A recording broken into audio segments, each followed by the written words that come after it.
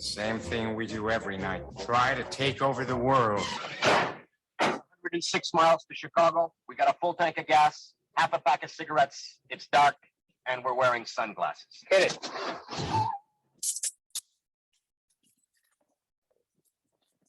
Armchair. Community Access Channel. He's the armchair quarterback. He's full of beer and he's full of snacks. The all-American man. Hey, howdy, hi, top of the morning to you. Sorry, I didn't hit the intro, Justin, because I was confused. I saw two Justin Wallers on my intro, so I didn't know what the hell was going on. I was afraid to hit it.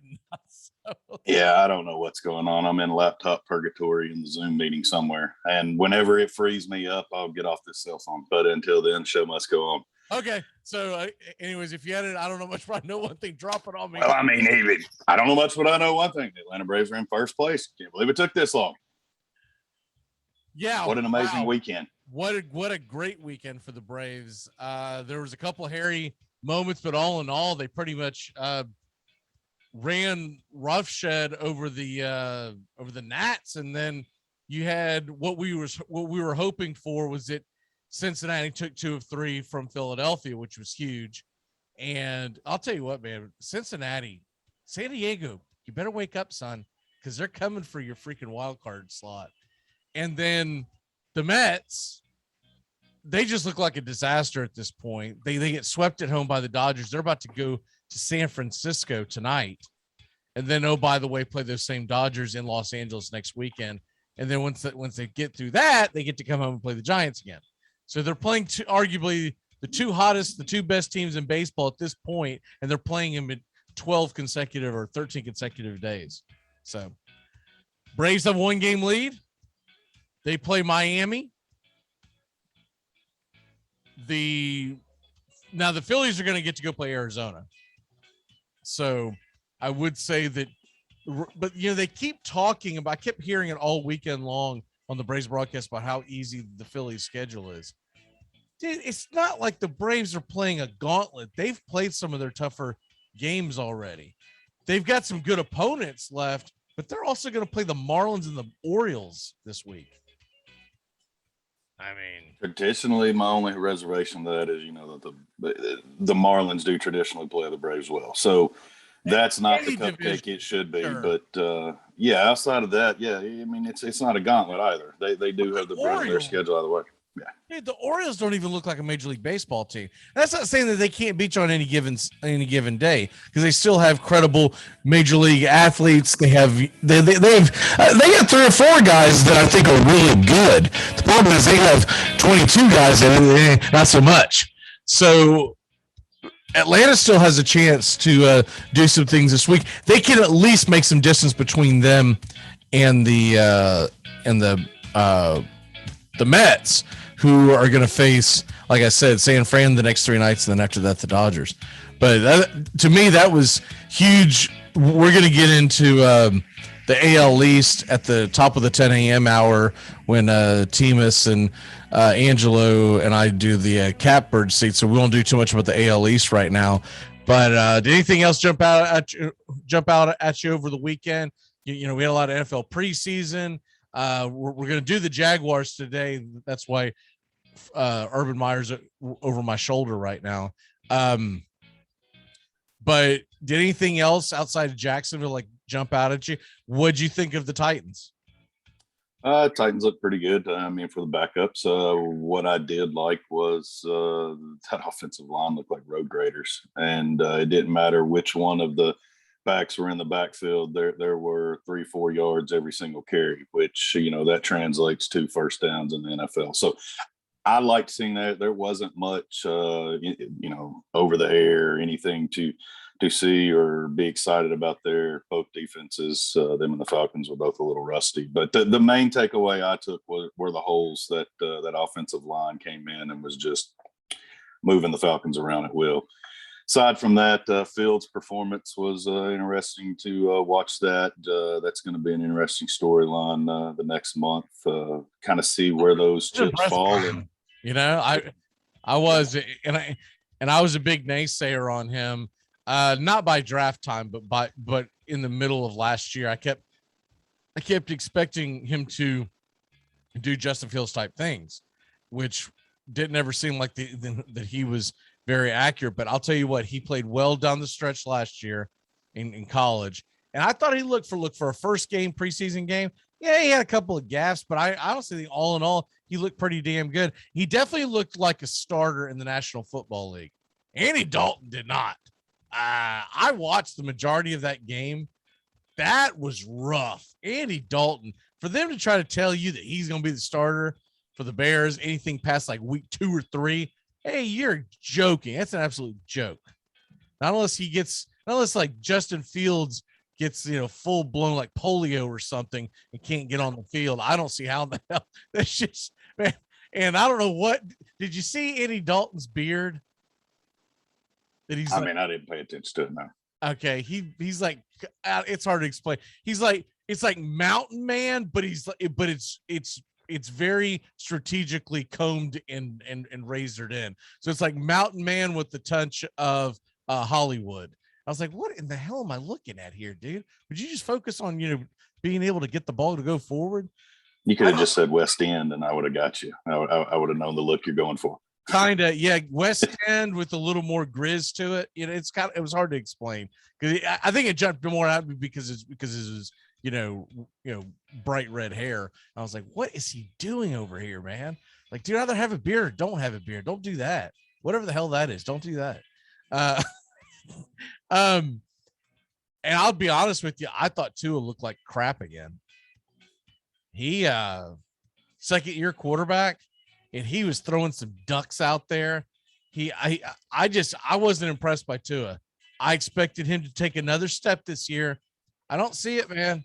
I really think I'm not going to say that he can't be a functional quarterback in the National Football League, but he's not going to be a Justin Fields. You can tell one thing when you watch that game. One of these kids is doing his own thing, right? And look, I get it. The one touchdown that Fields threw, the guy was wide open. It was a great play design. But still, if you were to tell me one guy was the brand new rookie and one guy had been there all year last year, I would have thought Justin Fields was the veteran. I don't know. It's really interesting your take on Tua. I mean, we see that commonly with these system quarterbacks coming out of Alabama. They're just not quite developing, taking over NFL level. It's the one place in the system that isn't translating to Sundays. Well, I think one of the main reasons is their wide receivers are so damn talented. They get so much space. I would see it all the time when he was playing quarterback at Alabama. I always thought to myself, I wonder if this guy's actually going to be good. Because it would remind me of when RG3 played in college. And you'd see like this huge separation. Well, anyone can hit a quarterback doing that.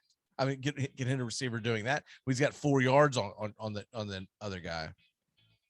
When you get in the NFL, those pockets are much, and not only they're much smaller. He made a couple of just dumb throws, and look, maybe he's just getting the rust off. I'm not ready to sell the farm on him, but I'm not sold on Tua right now, man. If you gave me gun to my head, who would you rather have for the next 10 years off of that game alone? I am taking Justin Fields. I'm not even thinking twice about it. I'm not going to argue with you there. I still want to see it. Preseason's one thing. We'll see in September what that looks like. But exactly, it looks as if that may have been the plan to go. and Tua was going up against the Bears' #1 defense, which is a pretty good defense, the entire time. And Justin Fields did get to play against some schmoes. So I get that. But all in all, it's a great start. Speaking of starting your NFL career, things didn't go so well for Urban Meyer and Trevor Lawrence the other night. I'm sure you probably didn't get a chance to actually watch it because unless you I guess it was on national television. I'm sorry. Did you catch Urban Meyer's interview as he was going into the half? Is that where he looked up and was disappointed was his 85 yards? Or was that after the game? I can't remember which. Well, he made the comment. He saw the stat at the time that they were counting return yards. He goes, 120 total yards and a half. He goes, geez, I mean, we got to be better. And then he just started, going in on it. But I was like, the first thing that when I saw that, first thing I thought was like, yeah, this isn't Ohio State playing some cupcake on opening weekend, is it? This is first of all, it's preseason. So he's going to have to understand it doesn't matter if you win or lose. But I know that he's made this big deal, and that's all they talked about in the Jacksonville broadcast. So I don't know what broadcast everyone got nationally. If they got Cleveland, probably. If they're lucky, they did, because Jacksonville's broadcast was terrible again. They finally got rid of Cersei, but they brought in this other dope. God, I can't think of his name, but he came off the NFL Network. I guess he lives in California, but the Jaguars are having him do the games. And I'm like, why the hell can't they find someone who is a Jacksonville Jaguar, an ex-Jacksonville Jaguar, who lives somewhere in the vicinity, who will follow this team? They can do a decent color commentator job. It's only a couple of preseason games, right? But anyways, they went on and on about the culture of what Urban Meyer's building, where they're competing. And I like the idea. Okay. But they made this big deal about how they're competing on everything, and they're competing on, they're even competing about, preseason, the pregame comment by Trevor Lawrence, where he said, we're focusing on winning the game, that kind of stuff. That's what he's trying to build. I get that. But at the same token, these are professional athletes that know that this is a meaningless scrimmage. So you can talk all that coach speak all you want and do all the rah-rah stuff.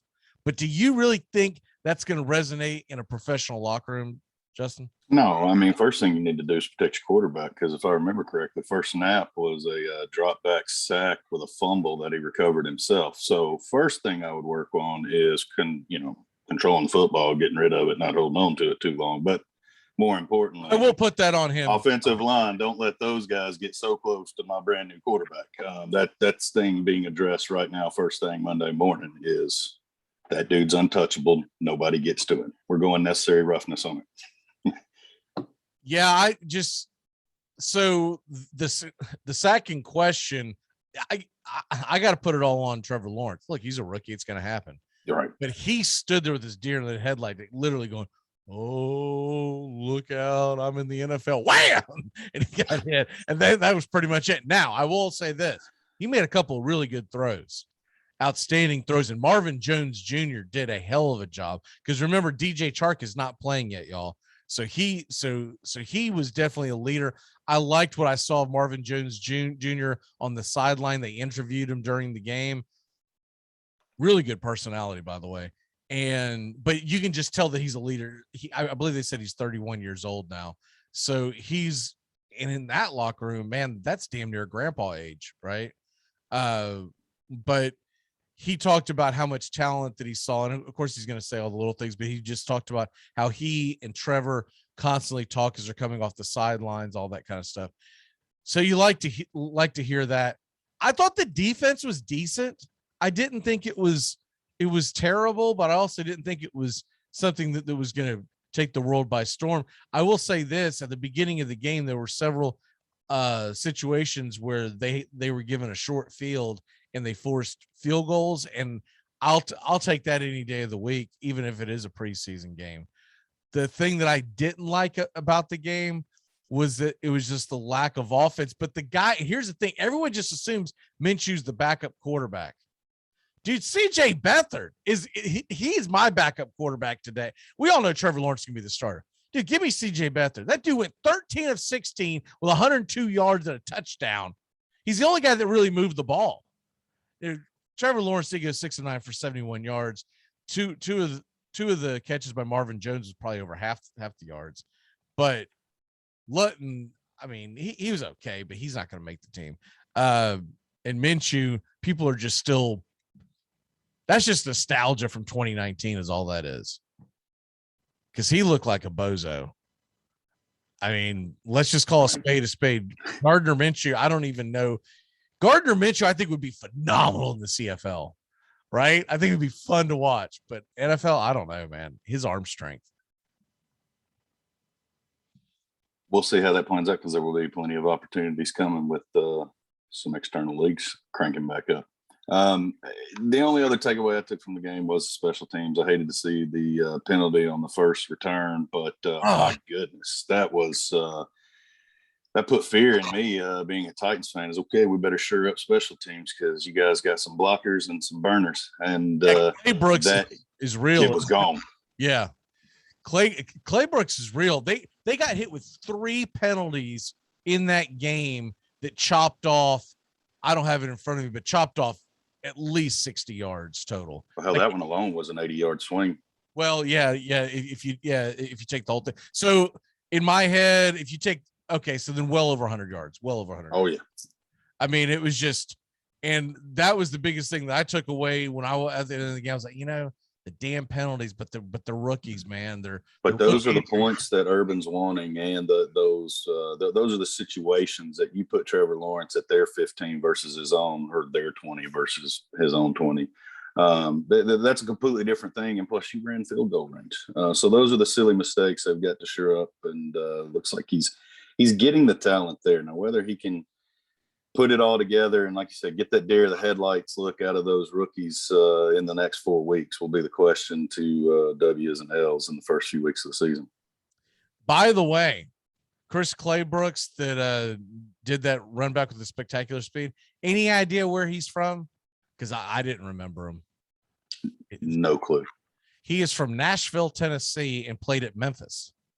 It was drafted last year in the 7th round. So, I mean, that tells you that, he wasn't a radar guy, but I was like, well, that's actually pretty damn cool, man. Old Nashville kid out there. Just, I mean, he can do that. He's got some wheels. Let's go ahead and get into the schedule of the Jacksonville Jaguars, as obviously their schedule is going to be tougher than most people's schedule because they're not going to be very good. So, that's kind of how the way it is. It's kind of funny how Ohio State always has a really easy schedule. Yeah, because they're better than everybody else. That's I was feeling good this weekend. I watched a rerun of the college football live on ESPN where what the hell is the guy's name from Georgia that sits up there and does the game day? He was on there. Is it Pollock? Yeah, Pollock, and then Joey from Ohio State was on there with the Knicks, and anyways, it was the schedule that they were going over, and I was like, okay, I was getting jazzed up and fired up, and then I saw top 5 most difficult schedules in college football, and son of a gun, if Florida State's not number 5, I'm like, well, that ain't gonna turn out well. This isn't like the Golden Bowden era, man. We're like, we can take on the top 5. Who gives a crap? This is gonna be like, oh man, here we go again. And then I started looking at their schedule, like, oh god. Like, at first I thought it might be a bunch of BS. I was like, never mind. We do have a bunch of games where in that same time frame, I saw an article where a guy released a thing talking about teams that could rock the boat because they have big games, but they're not expected to be very good. And Florida State was in that one too. I'm like, oh, great. Bunch of boat rockers, but we're not going to be, we're not going to be on the boat, sipping champagne anytime soon. Like, this sucks. and then in the middle of it, Pollock starts talking about Tennessee and how bad they're going to be. And their roster got depleted and gutted. I was like, oh man. I'm ready for opening. He looked a lot bigger when he played in Georgia, is all I got to say. I'm ready for opening day of baseball in 2022. Okay, let's go ahead and get into the Jacksonville Jaguars, as they are going to start their season off in Houston, which, look, that's a winnable game. It really is. There's no way that you can look at Houston being a favorite for anything because you don't even know who the hell their quarterback's going to be. Then they host Denver. We know Denver doesn't put up a lot of points. So I think that's a game that they could fight their way and have a chance. They're going to host the Cardinals in week 3, and then they're at the Bengals on Thursday night, week 4. Where do you see them at in those first 4 weeks? 1-3. Is the Denver game in Jacksonville or Yes. in Denver? Yes. Okay. I had that jotted with my technical difficulties. I'm on my phone. So I thought it was out in Denver. So I had that one. I lost at home. I might change that and go 2-2. I had that 1-3 with the premise that they were visiting Denver. So I'll go 2-2. I think they'll definitely lose to the Cardinals and most likely lose to the Bengals. But I think this town's going to be jumping up and down, starting out possibly 2-0. I definitely think they have a chance in the Denver game at home, and I think they beat the Texans. That'll be, yeah. It really comes down to what kind of leaps and bounds that Denver takes from last year's offense to this year's offense. But yeah, they've got a chance, and it's an early kickoff, so you know that helps them. The next week, the Tennessee Titans, division favorites, come calling. And then they're at home again against the Dolphins. I don't know much, but I know one thing. I'm seeing a lot of home games. That means the back end's going to suck. So they're at home against the Titans, and home against the Dolphins, at the Seattle Seahawks, and then at home against the Bills. Where do you see that going? 1-3. Who is it that they're playing over in I thought they're playing a divisional game in England, aren't they? I don't have that in front of me as far as they don't have any of these listed, but I guess maybe Hopefully it's the Colts or Texans. Oh, never mind. It's got to be the Dolphins because it's 9:30 a.m. Okay. So that'll be Titans, go to the Dolphins, have a week off at Seattle and at Buffalo. You're still going with what, 1-3? 1-3. Okay. So 2-2, 1-3. And then the next road goes to at the Colts, and home against the 49ers, and home against the Falcons, and then at the Rams. It's going to be tough. I still feel it's a 1-3, possibly a 2-2 if Wentz isn't in there, but I'll stick at 1-3. Okay, and then they'll finish the last 5 off. Will be at Tennessee, and home against the Texans, at the Jets, at the Patriots, and at home against the Colts to finish the season. I could coin flip a 3-2, 2-3 at that point, but I'm going to say you put some momentum and you've got some pieces and you find a way to win that third one and that last one. So I'm going to go 3-2 on that. Okay, so all in all, you've got them at 4, 5, 7 wins. I mean, 7-10. I think Jacksonville fans will be jumping up and down with that. I don't think this is a 2-3 win roster. I think they're going to have some early bumps and bruises, maybe lose some close games. But as we see, there's some talent on that roster. They'll put it together and eliminate the stupid mistakes. And then that's when you start figuring out a way to win your close games. That's how you pull off the upset against the Denver, or later on against the Jets or the Patriots that come in and you don't know what that roster is going to look like. So, and I'm predicting them to lose both to the Titans, but as we know in their series, a split is not out of the question. I don't care who's roster and who's quarterbacking.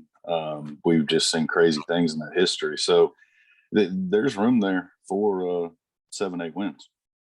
I'm looking at the over-unders, which we might play that really soon because I got the whole list of them now that they've all been updated. But the Jaguars, let me see if I can find them real quick. The over-under for this season is 6. So,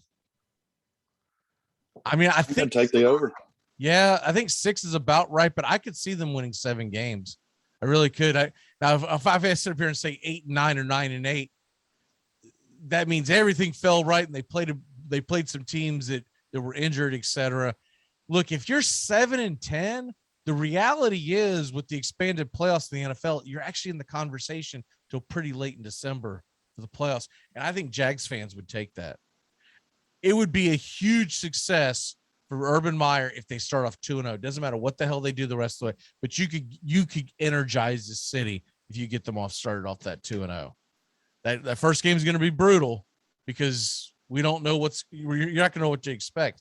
But if there's no Deshaun Watson, dude, I don't know what the line will be. But if he's not playing, I'm taking the Jags in the points. I will bet that Urban Meyer will outcoach the Houston coach.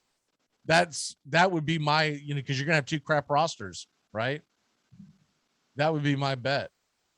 And if Denver doesn't see Locke make leaps and bounds, I think that's a winnable game in Jacksonville. I'm excited for this season. And sitting here in Jacksonville, and obviously growing up a Titans fan more than anything else, and they're still my my number one. But I want to see the Jags do well. I don't want to see them do well against the Titans, but I want to see them do well. And that can be my 1B. I really wish they would realign and get the hell out. One of them get the hell out of the division and go somewhere else, so I could truly pull for Jackson. Let's just move them to the NFC South and swap Atlanta back over to the AFC South. That would be perfect. I mean, just swap those two right there. Let's make it simple. Jacksonville and Tampa in the same division.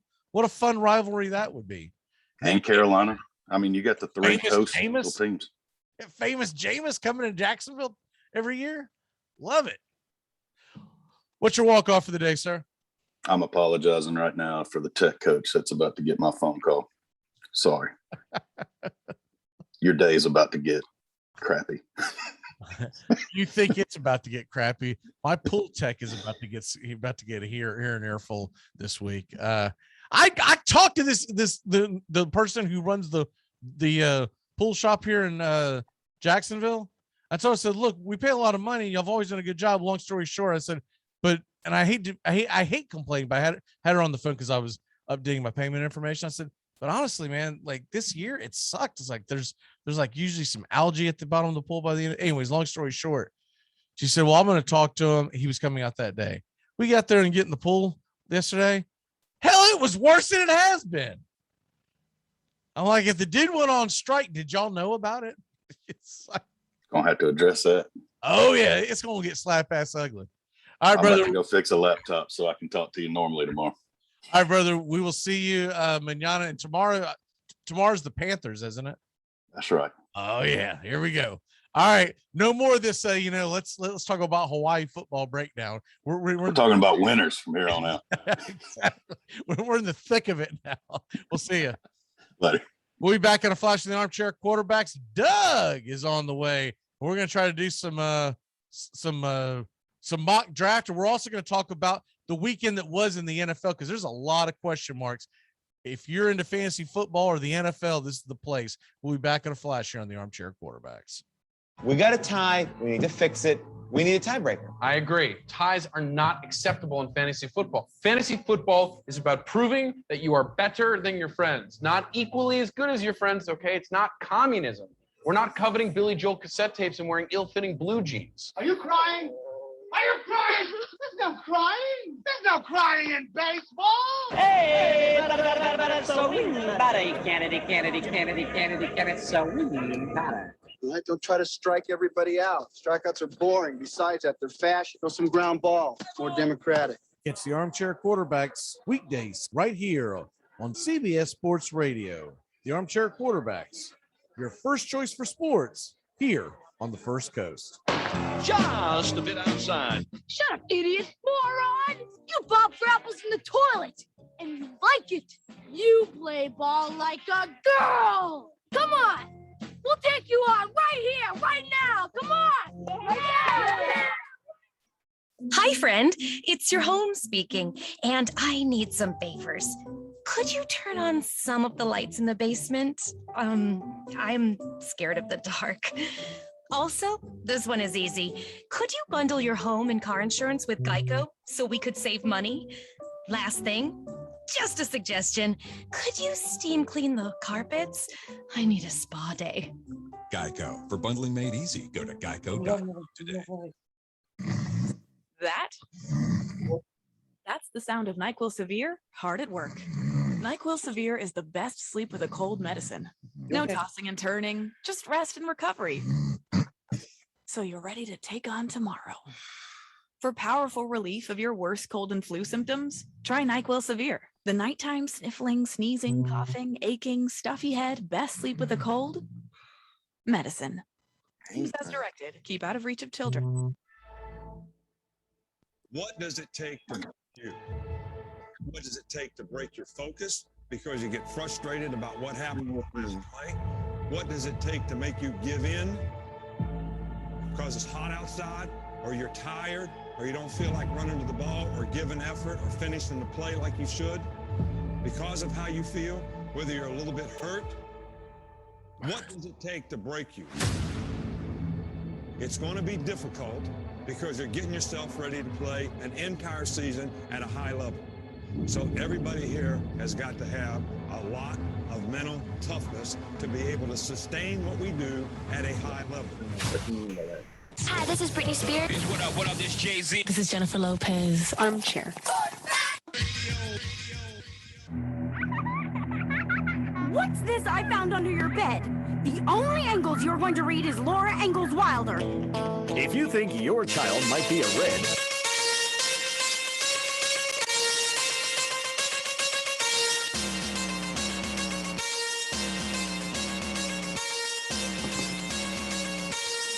We are back. Doug, are you understanding my text? Partly, I only got part of it. Sorry. All right, jump in the Yahoo mock draft room, and if you see the one that says hang time, you only got like a minute to join, but it seems like there's some open. Jump in that real quick. If not, then we'll figure it out and go from there. Welcome to the show. Welcome back, y'all, as we are trying to get a fantasy football mock draft rolling. We will get one rolling regardless. We're just trying to get Doug into the same room that I am in. And so that's what's going on with that. So, anywho, I'm going to wait till the thing actually jumps in there, as it should be like in the 1 minute range. What is this thing called? Hang time again?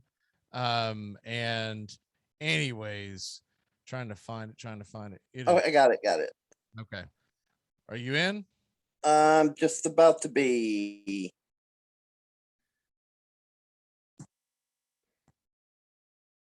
All right, cool. I'm in there.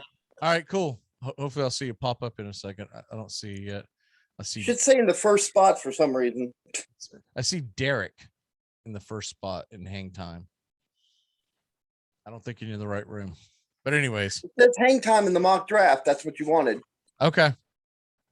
Maybe it hasn't updated on my screen yet. So we'll find out in a second, I guess.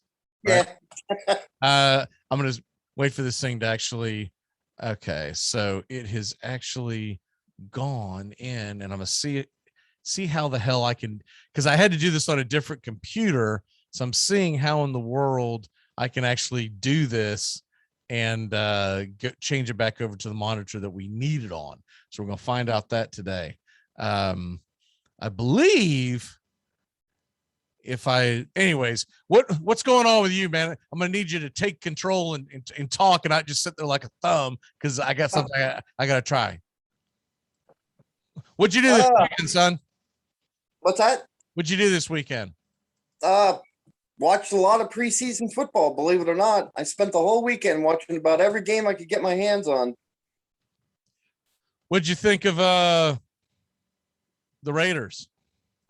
I liked how the defense looked. I mean, you could tell Gus Bradley straightened out a lot of problems. Now, if you got the personnel to have a good defense this season, there's a couple players who stood out. I liked Nate Hobbs. If you watch that game, defensively, he was one of the best players out there. Granted, it's a preseason game, but sure, but Nate Hobbs looked fantastic. I mean, go ahead. I got us in there. Okay. So, long story short, next week when we do this show, I'm gonna shoot you just the name of the damn room that I'm in, and just try to jump on there. So if you just see a name, because I'm not gonna type it all out, because I got like 9 going on during the break. So just jump in that room. But you're saying that you did like some of the things that you saw with yeah.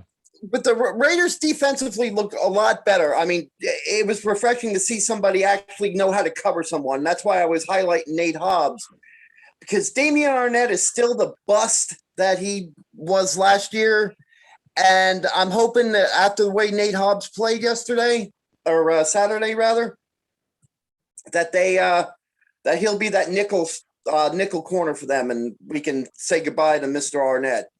That was one of the things on defense overall. Offensively, I liked, even though he's probably just going to be the third string, Nate Peters playing quarterback. He looked good. I mean, it was good to see him play consistently. Now, one of the big things that I saw was Zay Jones, the 5th round pick. He played good. I mean, I could see him being, at least making the roster anyway. What team are you? Derek? Because maybe that's how they got it. Well, here I'll draft and we'll see. Okay. All right. Did it? I guess so. I guess so. That's how they got it. Is Derek your roommate or something?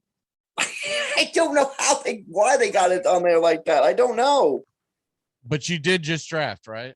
I just drafted like 3 seconds ago. Okay, so Derek must be your who I guess that's the way they've done. I don't know why. Whoever owns the computer that you're, I mean, that's pretty obvious. You obviously know a Derek, so that's whose computer you're using. No, I thought I was using mine. We'll see on the next pick. All right, go ahead. But anyway, that's how the Raiders. A guy by the name of Derek. I don't know any Derek. That's what's freaking me out. All right. But all right. Back to the Raiders. Yeah. I was just saying, like I said, defensively, they look good. They look like Gus Bradley's system is actually kind of sinking in. So between Hobbs and another player named, I think his name is Nathan Fallon, both of them look really good as far as defense goes. Offensively, like I said, there wasn't any starters out there. It was basically the third string playing, and Zay Jones looked good. Looked like, all right. So we're in the middle of the mock draft, and you took McCaffrey. It's coming down to me. I've got the number 8 pick. This is an 8-man mock draft. I try to do it as small as possible. That way we can get through most of it by the end of the show. I'm about to pick, and I'm seeing some guys that are sitting there, and I'm treating this like this is a half-point PPR, et cetera, et cetera. I don't know what they're, the mock. Who the hell knows what's going on? But I'm looking at this, and I'm like, okay, I got to get an elite player, and I think I'm going to go Tyreek Hill. Okay, and then I'm like, okay. The best running back available is Saquon Barkley. That dude's got some injury issues, bro. I don't know, man. I'm going to go with Devontae Adams. I'm going to double up on the wide receivers, and I'll worry about running backs later on down the road. If I've got Tyreek Hill and Devontae Adams, I feel pretty good about the way my team has started, and I'll just have to get quality and much more quantity of quality running backs. I won't have the elites like you got C-Mac, but in other words, when you hit 8, you're not going to have Derrick Henry's not going to be there. Dalvin Cook is not going to be there. So you have to kind of play that game. And I would rather have 2 guys that are explosive than me taking a chance on Jonathan Taylor, who I'm very skeptical on this year. And then Najee Harris, I'm really skeptical on why he's going. So he's a rookie behind a terrible offensive line. Mm-hmm. He's an incredible athlete, and maybe he can do some great things, but usually you need an offensive line in the National Football League. Yep. Not since the days of Barry Sanders have you not needed an offensive line and still be fantasy gold. So it's coming up to you. You're about to go back to back. You've got C-Mac already. Where are you going now? I gotta, I'm a firm believer you gotta grab your running backs first. I've never there, that's one thing that people don't realize. The quarterback or the running back talent, it drops off at almost 35% after going into the second or third round. Wide receiver is deep. So if I'm going to take anybody, I gotta get another running back. But since I have back-to-back picks, then I can pick somebody else. Well, I can go ahead and pick up a wide receiver after. Well, it looks like you took back-to-back wide receivers. So that didn't make any sense what you just said. Yeah, it did. Here, I'll show you what I mean. I thought you said that that you had to get a running back. Right, and I just did. I don't know who dude. I'm looking at your team. You just drafted back-to-back wide receivers. You got McCaffrey, Ridley, and Hopkins. No, I didn't. Then you're not in the right league, bro. That's all I can tell you, man. I'm looking at your team, the Derek W. Yeah, it's not the same one. It's just we're probably synced in the draft together, but it's not this. No, because I just took McCaffrey, and I just took Hilaire and DK Metcalf. Those were my three guys. Which means that you're not in. It's not the same. It said the same thing, so unfortunately. All right. Sure it did, Doug. Sure it did. All right, that's fine. We'll kind of maneuver the way it goes. I'll just tell you who I pick as I go along. All right, and then I'll tell you who your alter ego is picking. Your alter ego picked Ridley, Hopkins, and C-Max. So that's how that team starts. And he's what. So in this mock draft, I've got 4 real people and 4 computers. He is an actual real person. Now it's back to me. I right now have Hill and Adams, and I've got to go, okay, where am I going to go next? Now, if I go running back, which I think I'm going to go ahead and get some meat and potatoes, I'll go ahead and grab David Montgomery. He's, it's not a terrible pick right there. No. Aside, I'm going to double up at running back. I'm going to go J.K. Dobbins, take my chances. I like his upside more than Carson, although I'm going to be kicking myself in the ass if Carson has a great year because I've had Carson almost every year. But I worry about the drop-off from last year from the nagging injury.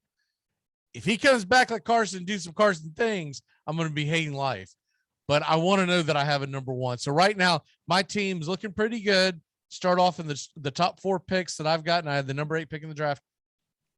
In an 8-man draft, I've got Tyreek Hill, Adams, Montgomery, and Dobbins. So now I've got my run. Now you could do this in an 8-man league, right? Mm-hmm. You could punt the running back in an 8-man league. Exactly. You can't do it in a 12-man league. If I would have done Devontae Adams and Tyreek Hill in a 12-man league, then I'm going to be drafting like Trey Sermon as my first running back by the time it gets back to me. I'm going to be out there going, well, I hope Melvin Gordon keeps it together. I'm going to put him together with Leonard Fournette. We're going to hope we get 9 points out of these guys every week. So it should be pretty close to your team drafting. Now, right now, what does your team actually look like? I got McCaffrey. I'm forgetting this because we're not on the same thing. I took McCaffrey, Metcalf, and Clyde Hilaire. That's what I've got in the first 3 rounds. So you got an elite running back, a pretty damn good receiver. I don't know if I would call him elite yet at this stage in his career, and a running back that has high upside. You just hope he does a hell of a lot better than he did last year. And look, last year could just be rookie things, right? Mm-hmm. So coming back into this round, I'm probably looking at another wide receiver, or this might be where I go ahead and take a tight end. And in this setup, Mark Andrews is sitting there. Okay. And he's, like I said, he's number 4 on my list, so I may go ahead and just take the tight end. Has your pick not came back around yet? It's just about to. I'm 1 away. Because I'm about to hit the bottom of the 6th round. Yeah, mine's slower. Mine's there. I think this one has a lot more auto pick than yours. Are you in a 10-man league or? Yeah, it looks like. Okay.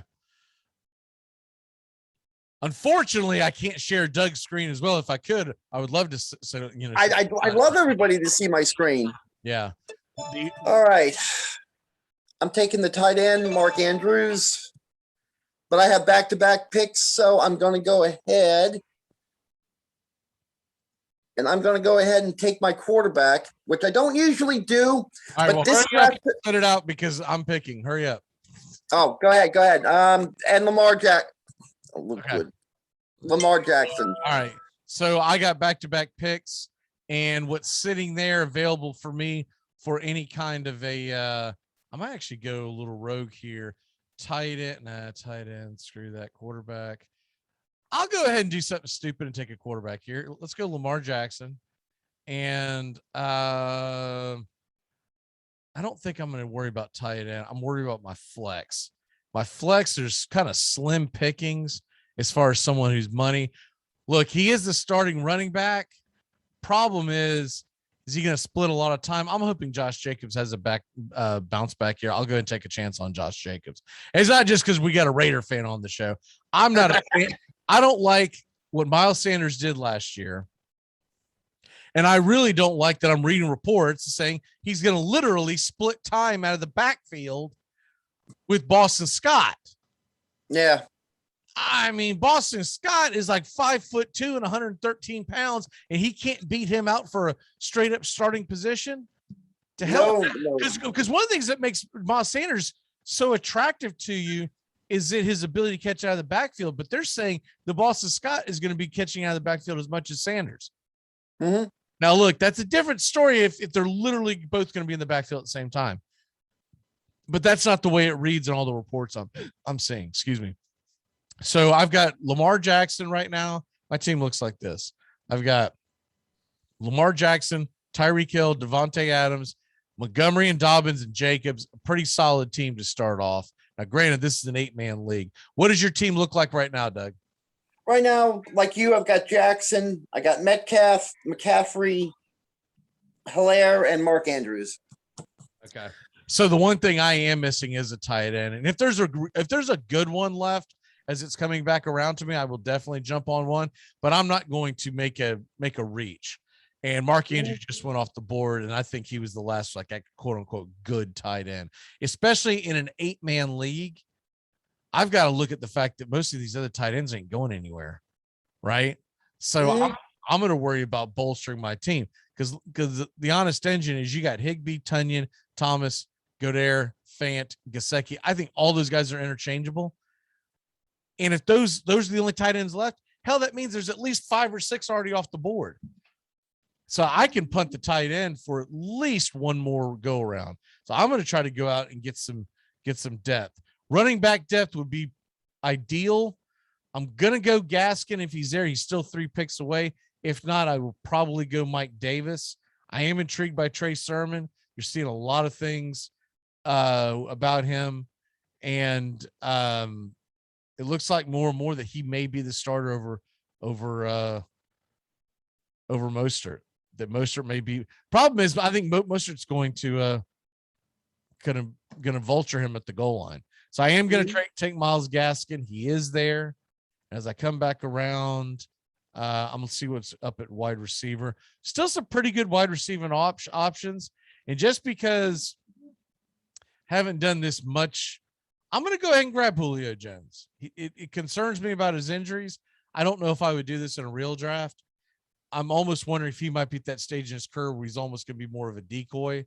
And though he might have a big play here and there, I don't know if I don't, honestly, Adam Thielen probably would have been a guy I would have been drafted before him. I probably would have went, who else? I mean, honestly, I probably would have grabbed Tyler Lockett, but I haven't done Julio Jones. So I'm going to go ahead and throw him out there just to see what he can do. I'm intrigued by what Jerry Jeudy may do in Denver this year. Juju Smith-Schuster is the biggest wild card. He only had 831 yards last year, but he was projected last year for like 1,300. Yeah, but I think he's a complete bust. I mean, I think he's just complete garbage. I don't think they have any faith. Yeah, I don't think they have any faith in him anymore. So I hear your noise. Who are you picking? I just took Mike Davis, running back from Atlanta. More so a bench player, just to see. I mean, just depth at running back. I'm very intrigued on how he's going to work in Atlanta's offense. I think it's going to be kind of a feast or famine thing with him. I think either he's going to fit in or he's going to bust out. But either way, I mean, he's not going to be one of my starters. He's just a bench player, just somebody I want to put in my pocket and see. Right.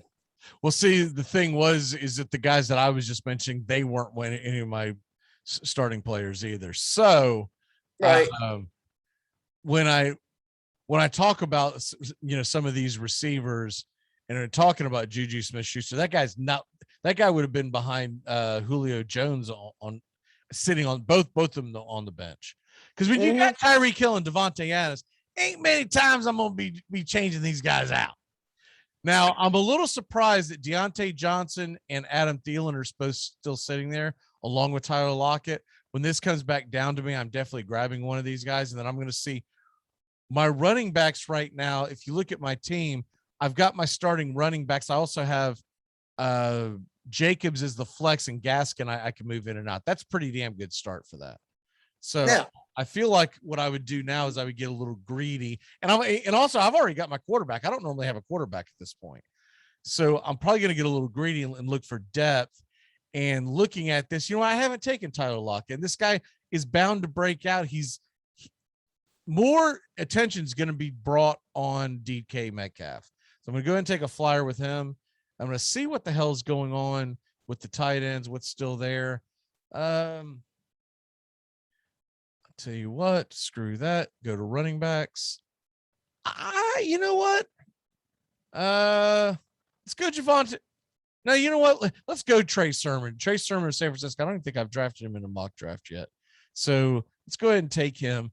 That gives me Gaskin, Sermon on my bench for running backs, backing up Jacobs, Montgomery, and Dobbins. Mm-hmm. And then my wide receiving core, I've got obviously the two elites, and then I have Julio Jones and Tyler Lockett sitting on the bench. So I'll have a lot of options come flex time. When it comes back to me the next time, I will be looking to pick up a tight end, whatever's left, because they're going to be interchangeable at this point. Right. How far away are you from drafting in your league? I'm about I think 5-6 picks away from mine. Okay.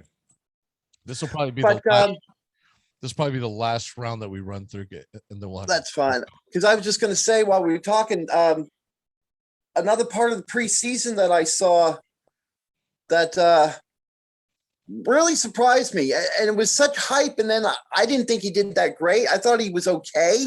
I thought he was, played normally for a rookie quarterback. But everybody was hyping up Trey Lance, and I didn't see exactly superstar quality. I think they're getting overexcited by that long touchdown, but it was a blown coverage. So it's like, what the hell? Yeah. Because most of the time he was running for his life, and he had 4 sacks and a pick, I think, if I remember correctly. Yeah. But what everyone sees is the Sports Center highlight of him completing the long touchdown.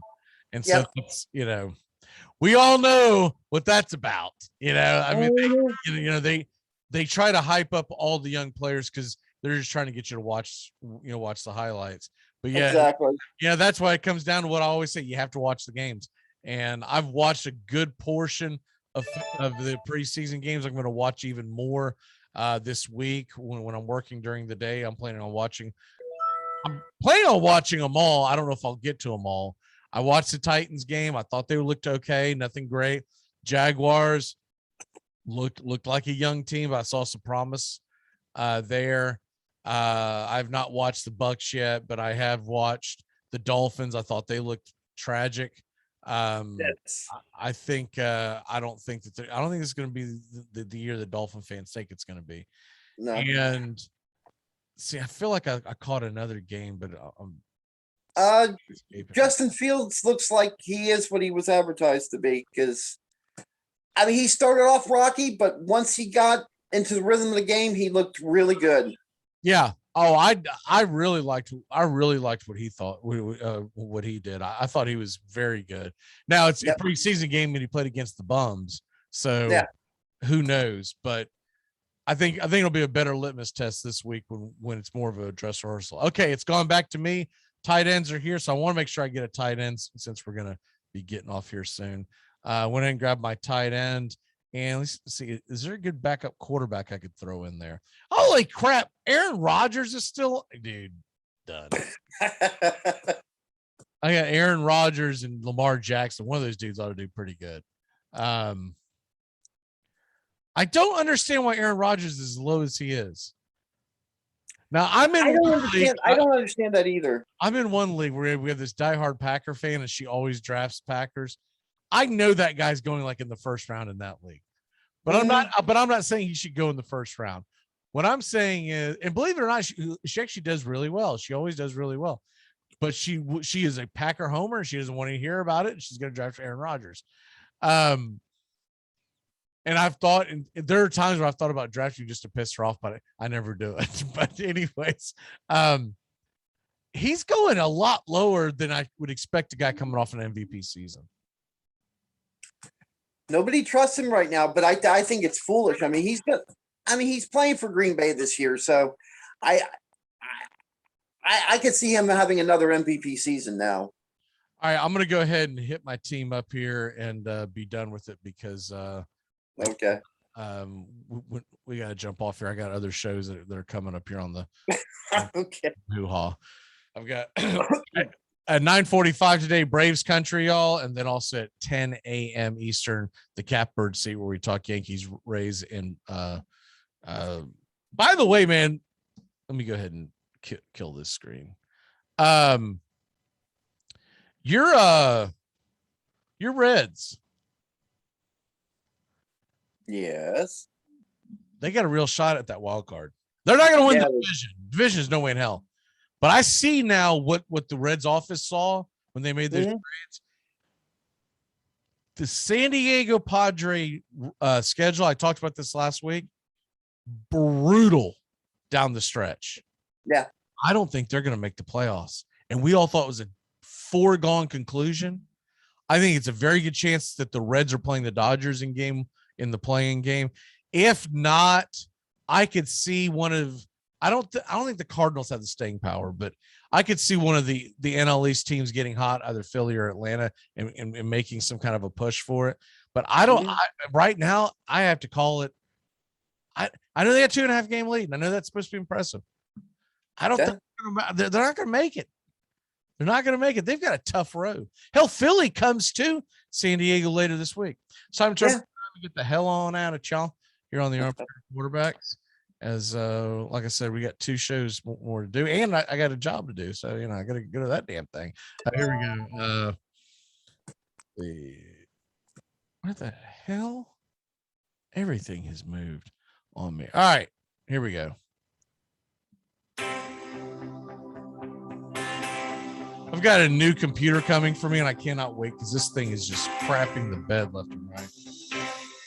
It did an update this morning, and it wouldn't let me in at first. I'm like, oh, man, here we go.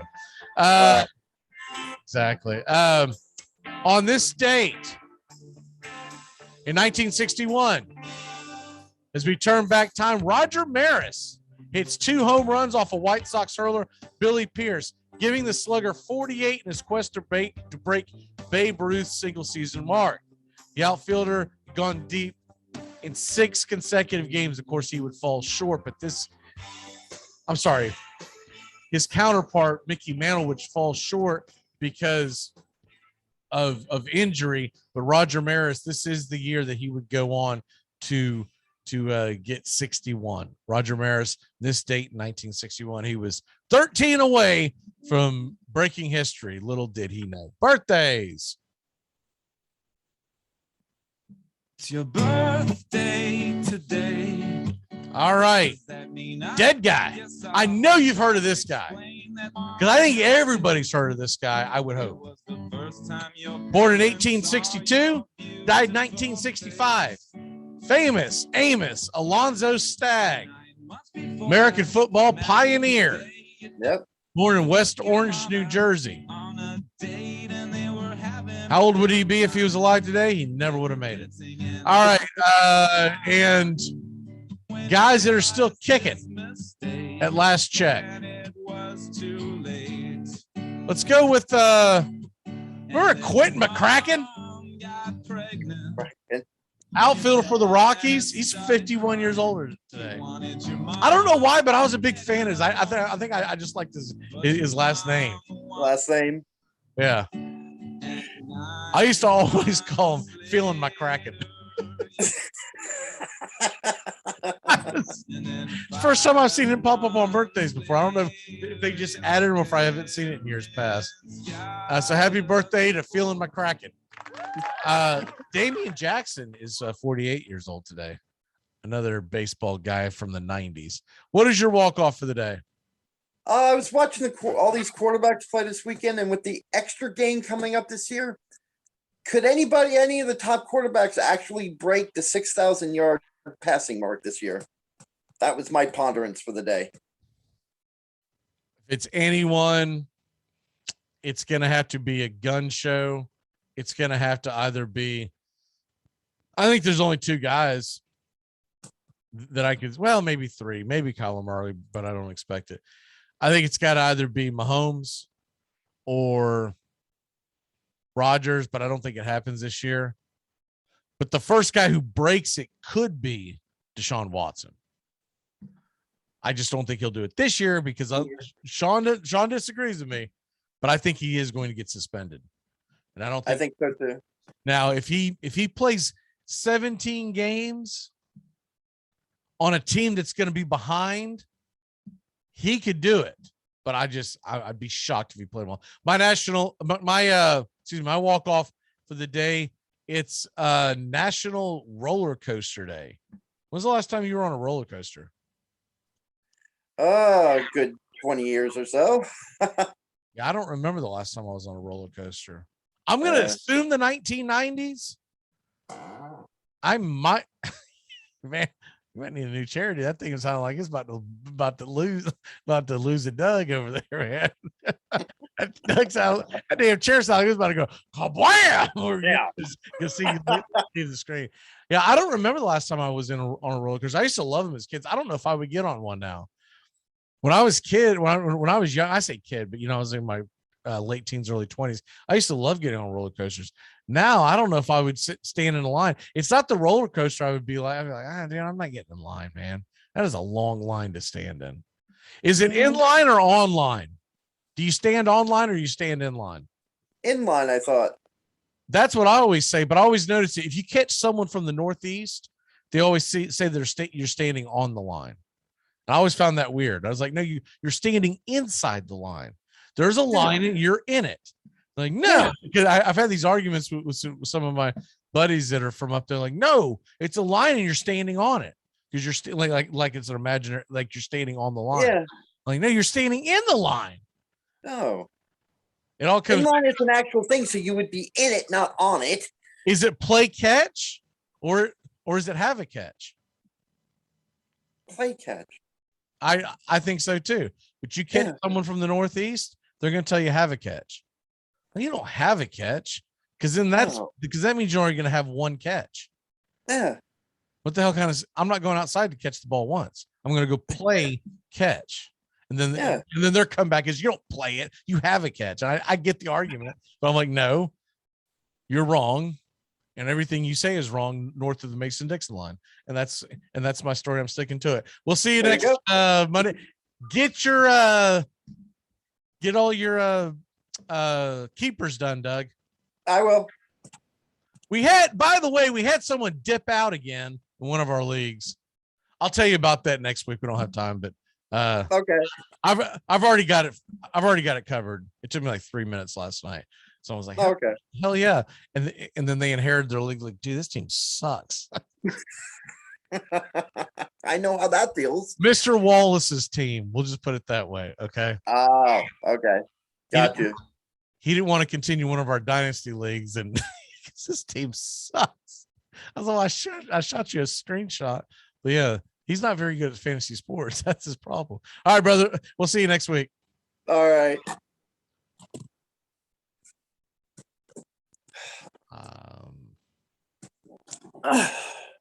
I don't see well, ain't this something? All right. Well, I don't know if I've deleted the thing or not, but we will see. We'll see you tomorrow. I guess I'm gonna have to leave you with a different kind of sound because I do not see that update. Must have knocked it out. All right. We will see you mañana. Have a great day, y'all. And that really caught me off guard. All right, we'll see you. I don't even have a damn outro to hit. Screw it.